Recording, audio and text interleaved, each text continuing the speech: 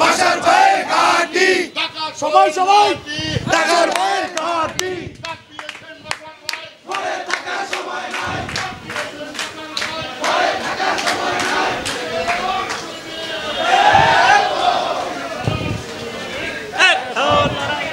বিজয়ের এই দিনে সবাই মনে করে ঢাকা ছয়ের মাটি, বাসার ভাইয়ের ঘাঁটি, বাসার ভাইয়ের ঘাটে সারা বাংলাদেশ তোমার কাছে,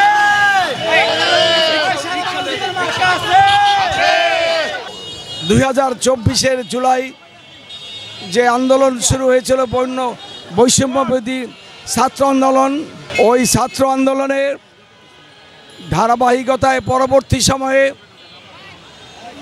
যখন এই ছাত্র জনতা নিষ্ঠুর শাসন থেকে স্বৈরাচারী শাসন থেকে মুক্তি পাওয়ার জন্য পরবর্তী সময় যখন এক দফার দাবি আদায়ের লক্ষ্যে এক দফার জন্য আন্দোলন শুরু করেন, ঘোষণা দিলেন যে হাসিনাবিহীন বাংলাদেশ, হাসিনাকে বাংলাদেশ থেকে চলে যেতে হবে গণতন্ত্রের বিকাশের জন্য। সেই সময় দীর্ঘ 15 বছর 16 বছর বিএনপি সহ সকল গণতান্ত্রিক দল যেভাবে আন্দোলন করেছিল গণতন্ত্রের জন্য, আমাদের দাবি ছিল আমাদের নেতাকর্মীর শত জুলুম নির্যাতন গুম খুনের পরেও আমরা আন্দোলন অব্যাহত রেখেছিলাম। একটাই দাবি ছিল স্বৈরাচারী শেখ হাসিনাকে বাংলাদেশ থেকে বিতাড়িত করতে হবে, গণতন্ত্র প্রতিষ্ঠা করতে হবে।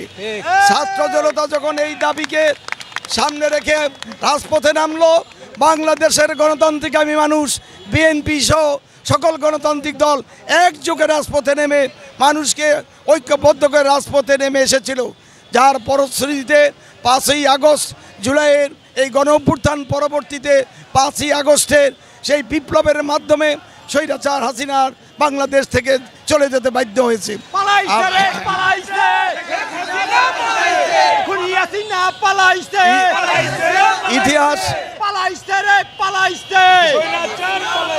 ইতিহাস বড় নির্মম, ইতিহাস থেকে কেউ শিক্ষা গ্রহণ করে না। আমরা সকলে জানি যে স্বৈরাচারের পতন হবে, স্বৈরাচারের পতন হবে।